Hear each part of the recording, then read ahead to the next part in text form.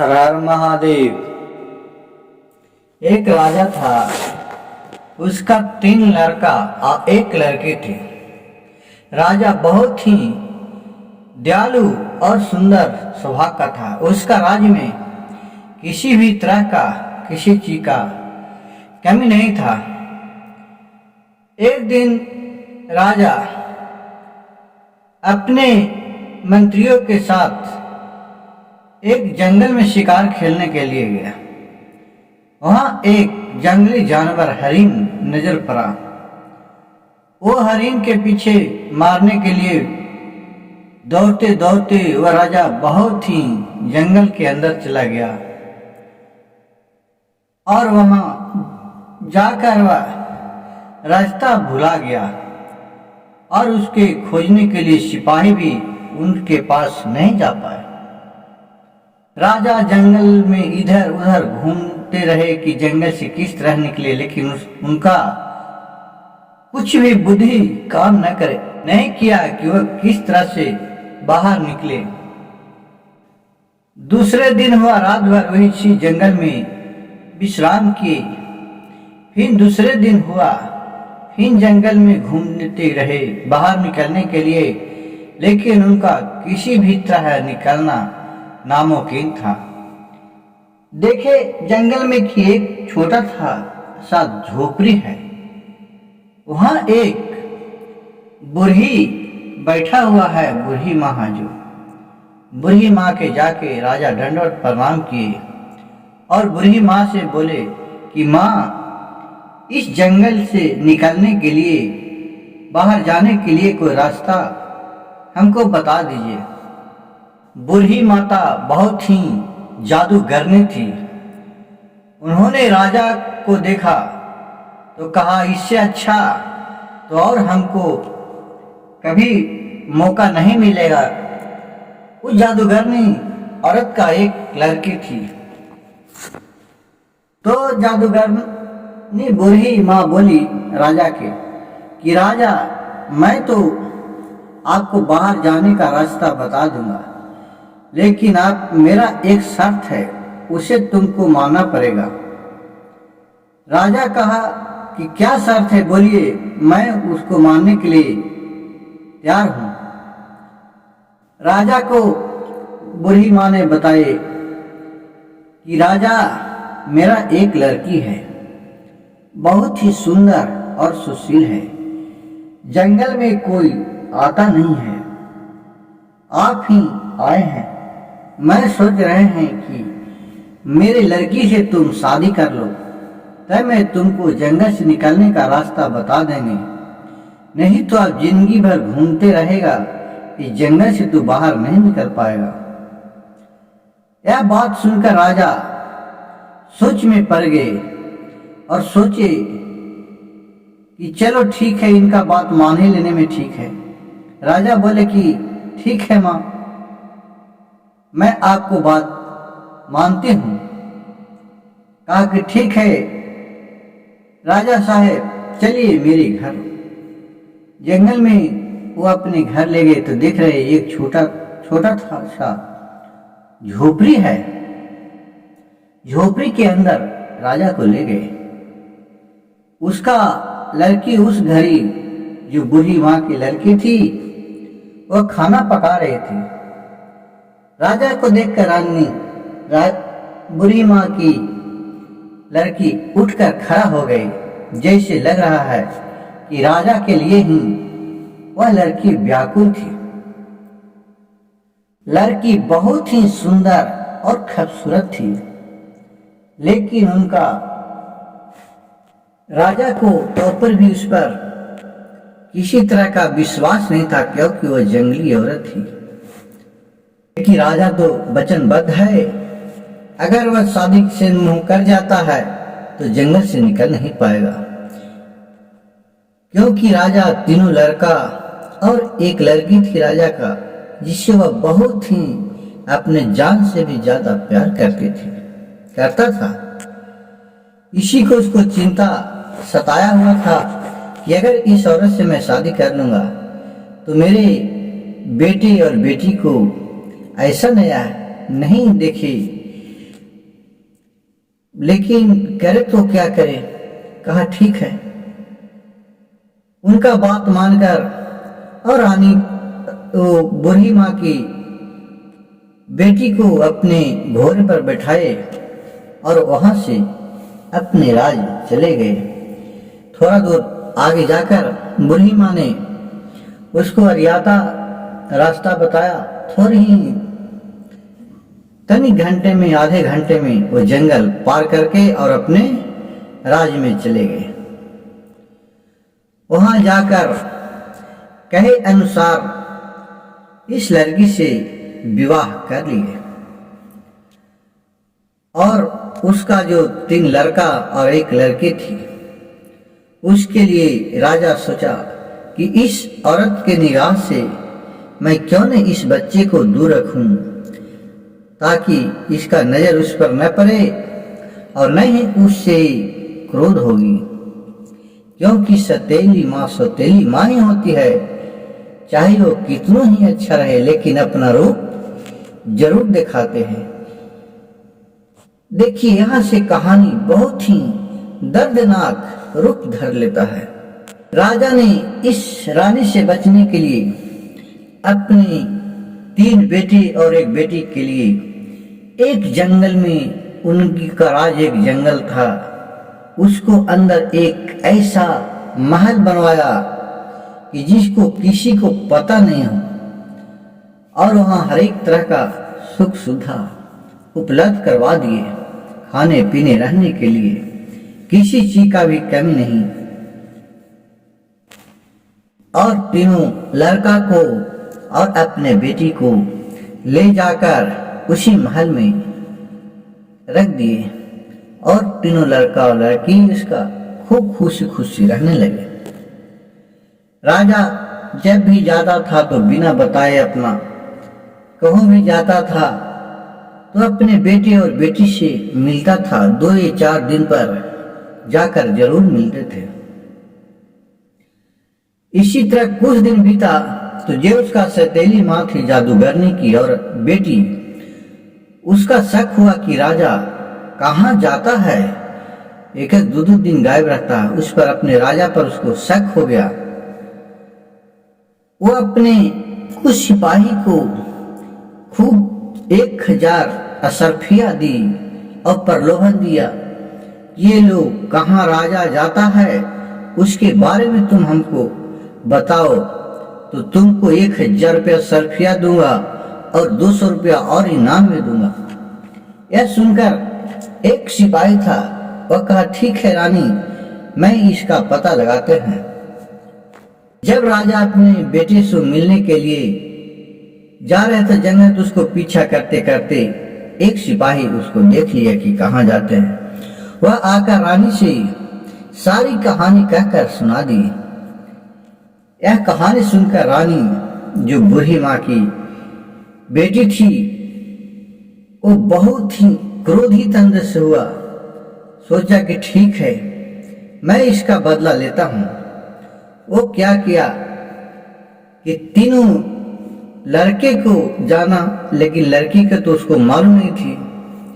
तीनों लड़के को लिए 3 जादू सच सिलवाया और जो आदमी देखा था उसके दिखा बोला कि चलो तुम हमको वहां ले चलो जहां राजा अपने बेटे से मिलने के लिए जाता है। उस आदमी ने उस औरत को, उस रानी को वहां तक का रास्ता जाकर बता दिया। जब रानी घोड़े पर जा रहे थे तो घोड़े की आवाज सुनकर उसका लड़का दौड़ा हुआ महल से बाहर आया। सोचा कि पिताजी आ रहे हैं।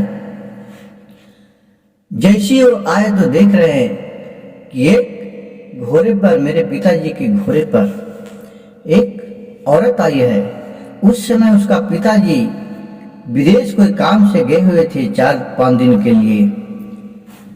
फायदा उठाकर रानी उस राजा के लड़के के पास चला गया।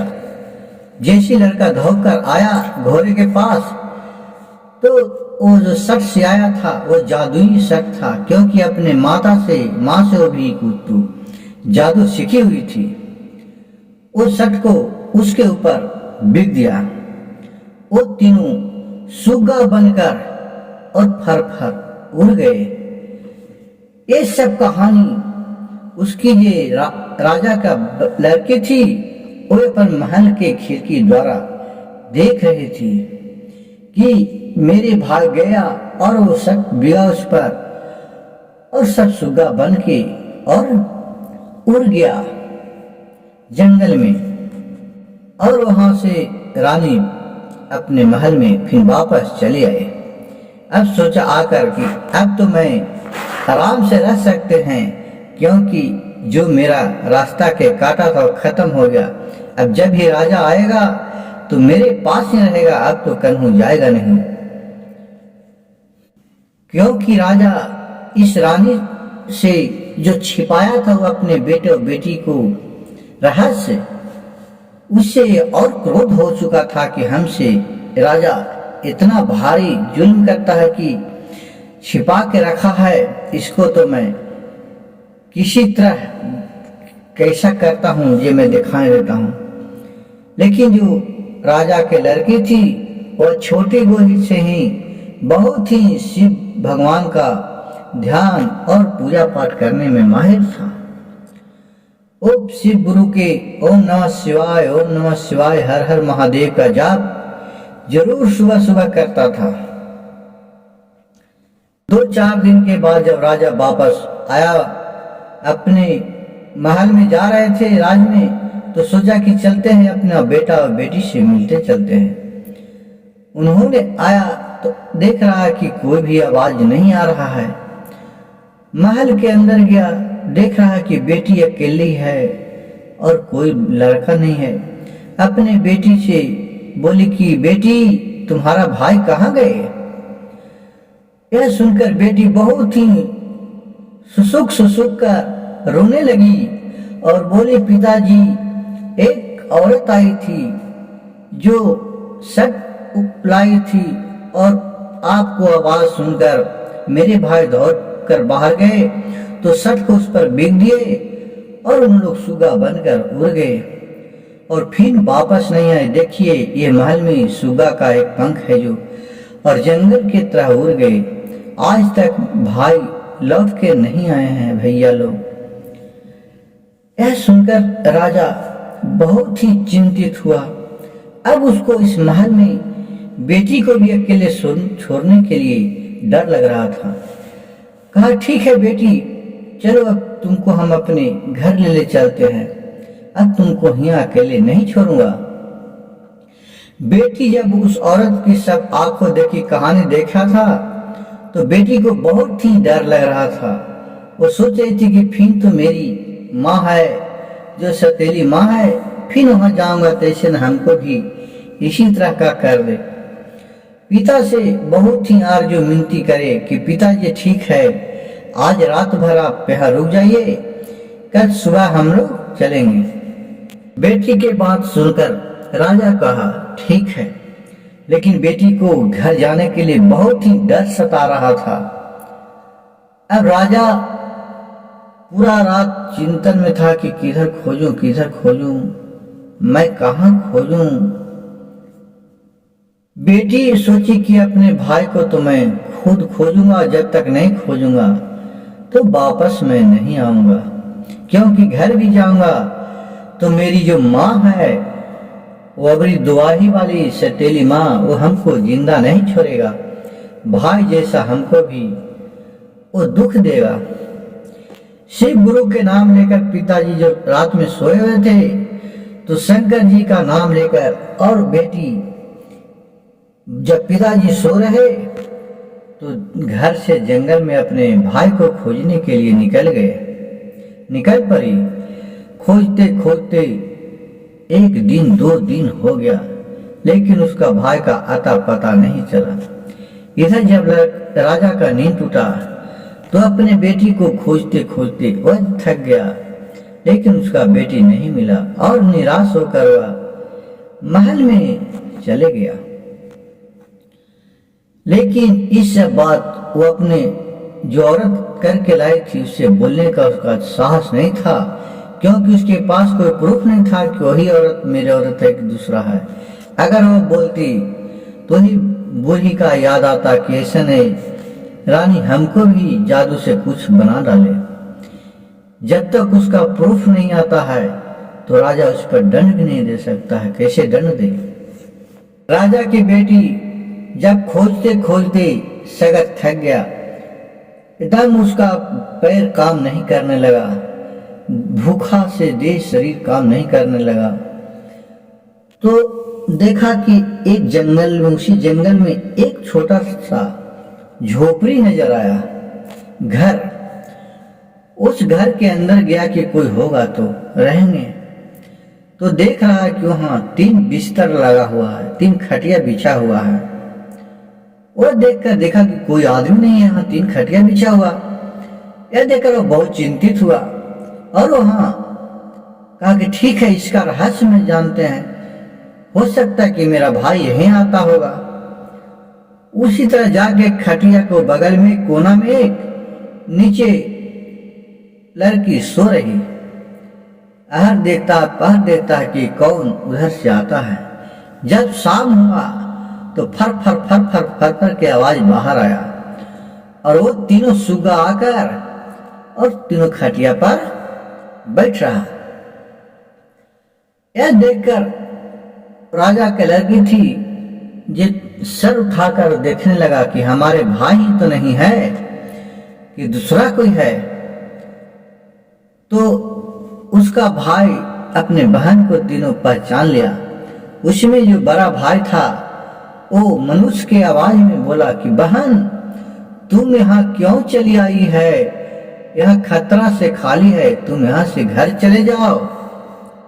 रात का यहाँ बाग चोर चिहार लोग आते हैं, डाकू लोग आते हैं और इसी रूम में उन लोग ठहरते हैं। अगर तुमको देख लेगा तो लोग जान नहीं छोड़ेगा, इसलिए बहन तुम चले जाओ। भाई को आवाज सुनकर बहन बोले कि भैया, आप इतना भी नहीं हमको मदद कर सकते हैं कि आप लोग के खोजते खोजते हम यहाँ आए, आप हमको अब रक्षा नहीं कर सकते हैं। कहा बहन, मैं तो खुद अपना रक्षा नहीं कर सका तो तुमको क्या रक्षा करूंगा? अभी तुम्हारे को रक्षा करने के लिए मेरे पास शक्ति नहीं है, मैं शक्तिहीन हो गया हूं। तो कहा भाई, आपका इसी तरह रहिएगा, मैं नहीं आप लोग के लिए आदमी बना सकते हैं, कोई उपाय तो बताइए। कहा बहन, उपाय तो बताएंगे लेकिन बहुत ही नामुमकिन है। कहा भैया, एक बार तो बता के देखिए, क्या नामुमकिन है कि मैं अपने भाई को आजाद नहीं कर सकते हैं इस माया जाल से? कहा बहन, जिस तरह हम लोग पर 3 कमीज बिगा है, शर्ट सिलवा के माँ ने बिगा है, उसी तरह इस जंगल में जाएगा तो एक तारा जैसा फूल नजर आएगा। उस फूल को तुम 3 शर्ट बनाना और शर्ट में तीनों में फूल को जितना हो सके उतना गूंथते जाना हर जगह। और जब वो 5 साल तक एक तो काम करेगी और किसी से तुमको एक शब्द भी बोलना नहीं है। अगर तुम बोल दी उसके बीच में 5 साल के बीच में एक शब्द भी, तो ये सारी कहानी आपको बेकार हो जाएगा, फिर मैं जिंदा नहीं हो सकूंगा, ऐसी की ऐसी रह जाऊंगा। सच को तैयार होके 5वें साल हम लोग को याद करना, मैं अपने आप आपके पास आऊंगा और सच को मेरे ऊपर उड़ा देना, मैं फिर से आदमी में परिवर्तन हो जाऊंगा। यह सुनकर कहा कि ठीक है भैया। वहां से जंगल में चला तो वहां रास्ते से निकल रहा तो देख रहा है कि एक जगह ऊपर से फूल गिर रहा है तारे की तरह। उसी जगह वो फूल चुनने लगा। शाम हो गया तो शाम के डर लगने लगा। तो उसी जगह एक महुआ का पेड़ था, बहुत ही विशाल। उस महुआ के पेड़ में खो था। उसी खो में जिस आदमी के बैठने के लिए खो रहा था, उसी तरह खो था। उसी खो में जाकर और बैठ रहा।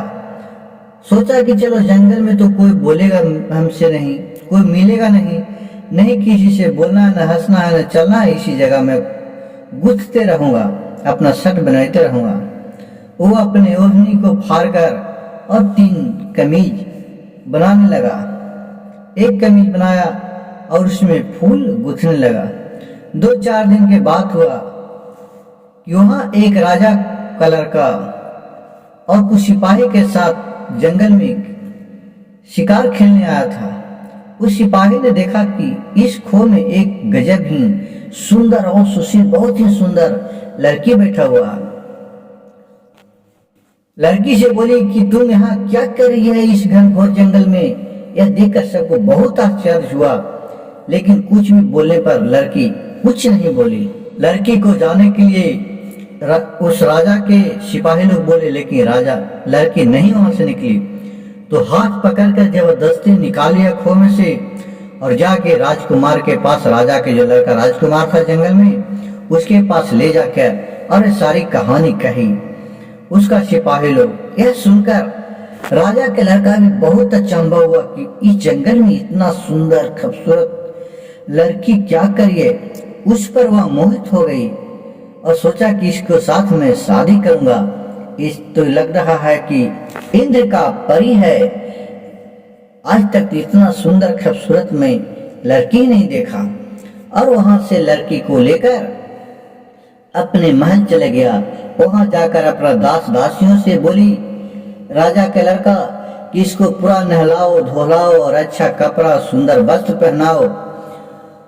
सब कुछ किया, सुंदर बस नहाया धोआया सुंदर बस, लेकिन लड़की कुछ भी नहीं बोले। उसके बाद खाना खाने के लिए अपने साथ मेज पर उसको बैठाया, कुर्सी टेबल लगाकर साथ में खाना खाने के लिए। वहां भी राजा की लड़की गई, जो गूंगी थी वह और जाके खाना खाई। खाना अच्छी तरह खाई, क्योंकि राजा की लड़की थी, खाना वाना तो खेबे करती थी, ऐसा थोड़ी था कि जंगल की थी।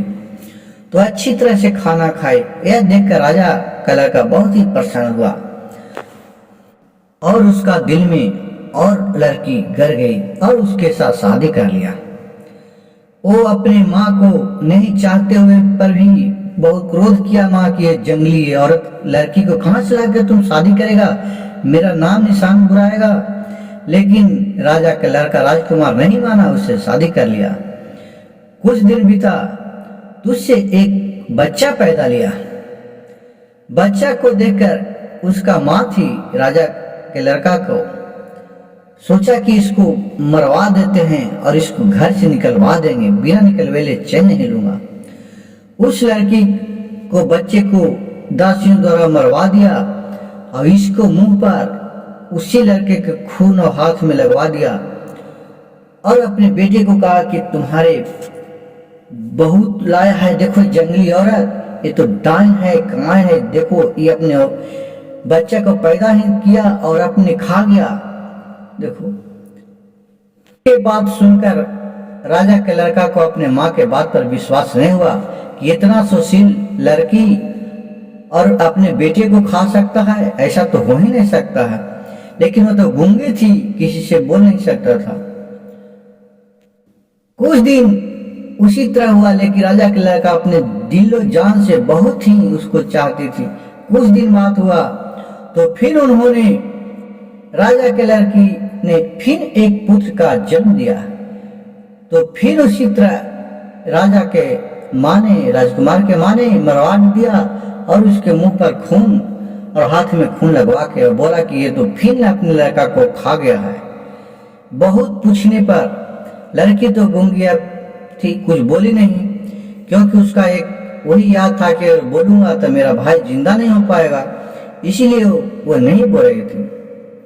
अब राजा के लड़का बहुत ही अफसोस करने लगा, कहा क्यों आज मैं गूंगी से शादी नहीं करते थे, कम से कम इतना तो बोल सकती थी कि हाँ क्या हकीकत है, नहीं है। नहीं चाहते हुए भी अपनी माँ के और पिताजी के बात मानकर उसको मृत्यु दंड देने का ऐलान कर दिया। पहले का युग में दोस्तों मृत्यु दंड दिया जाता था कि जिंदे औरत हो या मर्द हो जो उसे कर्म करता था उसको सारा बुझवाया जाता था और नीचे से आग लगा के मार दिया जाता था। उसी तरह उसको करने का कह दिया कि इसको जिंदा जला दिया जाए, तो पूरा सारा बनवाया पर लड़की को बैठाया और नीचे से आग लहराने के लिए पूरा तैयारी हो गया और नीचे से आग लहरा दिया जलने के लिए। जब आग लहरा दिया तब तक ये कुछ नहीं बोली लड़की। फिर अपने शिव भगवान को नाम लेते, हे महादेव, मैं आज तो अपने प्राण को निछावर कर दूंगा, अब मेरे भाई कैसे जिंदा होगा प्रभु। यह देख सुनकर प्रभु और अपने भाई को याद किया कि भाई आज तुम मेरे पास आते तो मैं आपको ओढ़ा देते। इतना सुनकर शिव गुरु का महिमा कि उसका भाई उड़ते उड़ते चला आया और तीनों पर कपड़ा ओढ़ा दिया। तीनों भाई आदमी के रूप में आया और अपने बहन को खींच लिया और खींच के राजा के पास ले गया और सारी कहानी कह के सुना दिया। और ये अपने मुंह से अपने पति को ये सारी कहानी अपने माँ के करतूत बोल दिया। उतना सुनकर उन्होंने अपने माँ के बुलाया तो माँ देखा कि ये बोलने लगी और अपने पूरा इतिहास बता दिया कि ऐसे ऐसे में करते थे। यह सुनकर उसका बहू माँ को अपनी बात पर बहुत क्रोध हुआ राजा के लड़का और बोला कि हम लोग अब यहाँ से घर छोड़कर और चले जाते हैं दूसरा जगह। यह सुनकर राजा के लड़का बोला, यह सुनकर रानी बोली कि नहीं, जे माँ अब पहले जैसा नहीं है। यह सुनकर माँ ने उसका चरण पर गिर गया अपने पुतों पर। पुतों ने अपने उठाकर सासू माँ को गले से लगा लिए और फिर कहा कि पुतों, मेरे जो भी कर्म किया है उसको आप माफ कर दो। और अपने अच्छे तरह पुतों को रखने लगे और कहाँ उठाओ कहाँ बैठाओ। और यह कहकर कि अब चलते हैं अपने घर को। और वहां से चारों भाई और बहन और राजा के राजकुमार सब वो अपने गांव के तरफ चले। वहां से आए तो देख रहे हैं कि इसका जो माँ है और बाप है जो एकदम आंधर हो गया, उसको कुछ ही चीज सूझता नहीं था, बैठा रहता था, खाना मिलता था और खाता था जो भी मिलता था।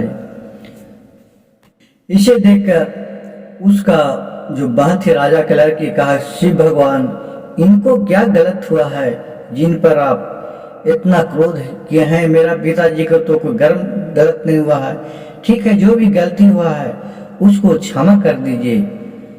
और इतना बोलने के बाद बोला कि पिताजी, हमको आप पहचान रहे हैं, हम आपका बेटी हूँ और ये देखिए तीनों भाई हैं।